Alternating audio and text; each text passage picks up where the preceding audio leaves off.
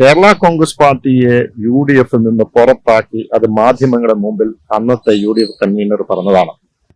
അല്ല, ഇന്ന് ചർച്ച നടന്നു.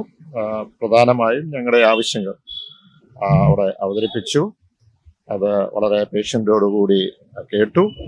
അതിന്റെ തീരുമാനം തിങ്കളാഴ്ച LDF ഉണ്ട്. ഏതായാലും LDF തിങ്കളാഴ്ച ഞങ്ങളെ അറിയിക്കാവുന്നതാണ്. സീറ്റ് കിട്ടുമെന്ന് എന്തെങ്കിലും ഉറപ്പ് നൽകിയോ? സീറ്റ് നൽകാം അല്ല, ഞങ്ങളുടെ ആവശ്യങ്ങളും എന്തുകൊണ്ടാണ് ഞങ്ങൾക്ക് അർഹതപ്പെട്ടത് എന്നുള്ളതും കൃത്യമായിട്ട് CPM-നോട് അവതരിപ്പിച്ചു.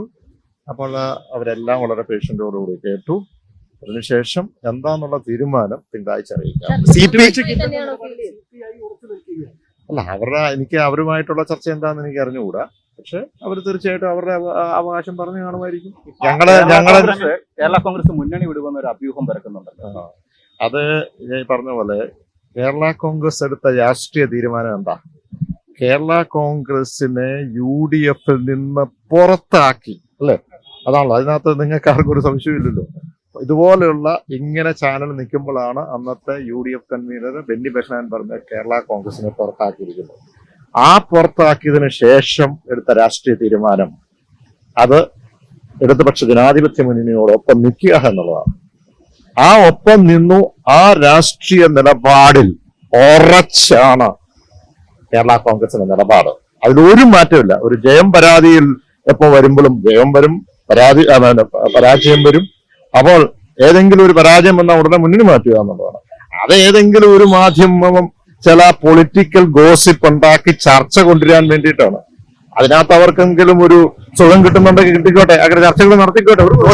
BJP എന്ത് ഓഫർ വെച്ചുള്ള അഭ്യൂഹങ്ങൾ ഞാൻ പറഞ്ഞത് അതാണ്. ഞാൻ കൃത്യമായി പറഞ്ഞത് അതിനകത്ത് ഒരു പൊളിറ്റിക്കൽ ഗോസിപ്പ് ഉണ്ടാക്കുക. അങ്ങനെ ഉണ്ടെങ്കിൽ ഒരു ന്യൂസ് ആവുള്ളൂ. അങ്ങനെ ഉണ്ടെങ്കിൽ ആൾക്കാർ കാണുള്ളൂ. അപ്പൊ പെട്ടെന്ന് അതിന്റെ റീഡർഷിപ്പും അതുപോലെ വ്യൂവർഷിപ്പും കൂടുമായിരിക്കും. ചില കൗതുകങ്ങൾ ഉണ്ടാവും. അല്ല, ഞാൻ കൃത്യമായിട്ട് പറഞ്ഞല്ലോ, അങ്ങനെ ഒരു ക്ഷണവും ലഭിച്ചിട്ടില്ല.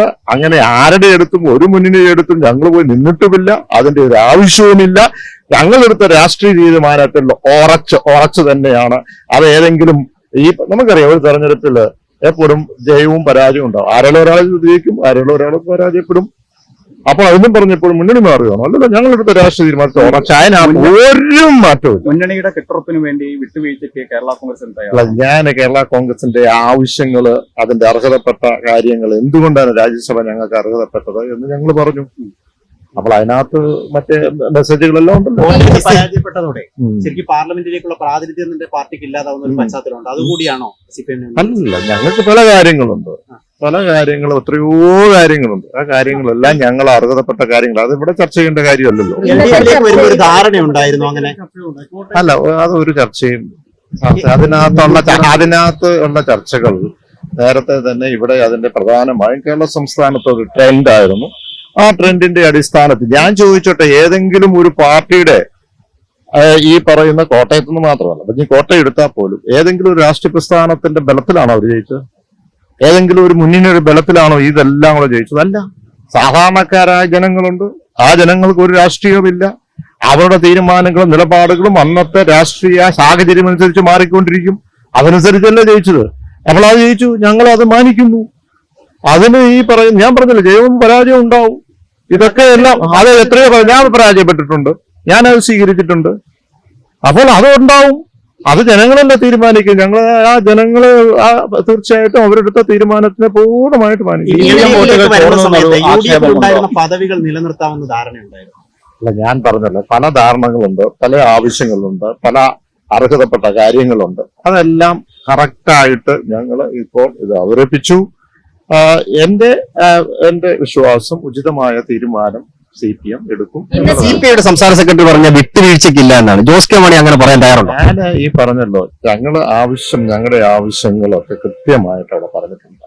അതിനപ്പുറത്തേക്ക് ഞാൻ ഒരു ഡിസ്കഷൻ നടന്നു. അതെല്ലാം നമ്മൾ പുറത്ത് പറഞ്ഞു നടക്കുന്നത് ശരിയല്ലല്ലോ. ഏത് ഒരു പദവി അങ്ങനെ ഇല്ലതാനും അങ്ങനെ ആലോചിച്ചിട്ടുമില്ല, അങ്ങനെ ഒന്നും ഇല്ലതാനും അല്ല, അങ്ങനെ ഒരു ചർച്ചയില്ലല്ലോ. അങ്ങനെ ഒരു ചർച്ചയില്ല. അതും ചില പൊളിറ്റിക്കൽ ഗോസിപ്പിന്റെ ഇടയ്ക്ക് വന്നു. ഏതാണ്ട് വേറൊരു പദവി രാജ്യസഭ എന്ന് പറയുമ്പോൾ രാജ്യസഭയല്ലേ, അതിനകത്ത് വേറെ ഒരു കോംപ്രമൈസ് ചെയ്ത് അങ്ങനെ ഒരു പരിപാടി ഇല്ലല്ലോ. അങ്ങനെ ഒരു പരിപാടിക്ക് കേരള കോൺഗ്രസ് മാറുമില്ലല്ലോ.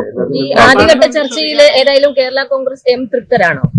അല്ല, ഞങ്ങളോട് പറഞ്ഞു ഞങ്ങൾ ആലോചിക്കട്ടെ, തിങ്കളാഴ്ച LDF ഉണ്ട്, ആ LDF വരുമ്പോൾ ഞങ്ങൾ തീരുമാനം. കുറച്ച് ദിവസമേ ഉള്ളൂ, 5 പിന്നെ ദിവസം. ഒരു കാര്യമുള്ളത്, ഈ പൊളിറ്റിക്കൽ ഗോസിപ്പ് നിങ്ങൾ ശ്രദ്ധിച്ചോണം, അത് വളരെ ശ്രദ്ധിച്ചോണം. ഞാൻ വീണ്ടും ആവർത്തിച്ച് വരുന്നു, കേരള കോൺഗ്രസ് പാർട്ടിയെ UDF നിന്ന് പുറത്താക്കി അത് മാധ്യമങ്ങളുടെ മുമ്പിൽ അന്നത്തെ UDF കൺവീനർ പറഞ്ഞതാണ്. അതില് കൃത്യമാണ്. ഇനി ഞങ്ങള് പുറത്തു പോയതല്ല ഒന്നത്. അത് കഴിഞ്ഞതിന് ശേഷം 3 മാസം വെയിറ്റ് ചെയ്തു. 3 മാസത്തിന് ശേഷം ഞങ്ങൾ ഒരു പൊളിറ്റിക്കൽ തീരുമാനമെടുത്തു. ഇടതുപക്ഷത്തിനോടൊപ്പം ഞങ്ങൾ ചേരാനായിട്ട് അവര് സ്വീകരിച്ചു, അവർ അംഗീകരിച്ചു, ഞങ്ങളെ സംരക്ഷിച്ചു. തീർച്ചയായും ഈ തെരഞ്ഞെടുപ്പുമായി ബന്ധപ്പെട്ട് ചിലപ്പോൾ പരാജയങ്ങളുണ്ടാകാം. അങ്ങനെ പെട്ടെന്ന് പരാജയം വരുമ്പോൾ എന്തെങ്കിലും പെട്ടെന്ന് മനസ്സ് മാറുകയും മുന്നണി മാറുന്ന സ്വഭാവമൊന്നും കേരള കോൺഗ്രസിന്റെ ചരിത്രം എടുത്ത് നോക്കിക്കൂ. അപ്പോൾ അത് കൃത്യമായി ആ നിലപാടിൽ ഞങ്ങൾ ഉറച്ചു നിൽക്കുകയാണ്.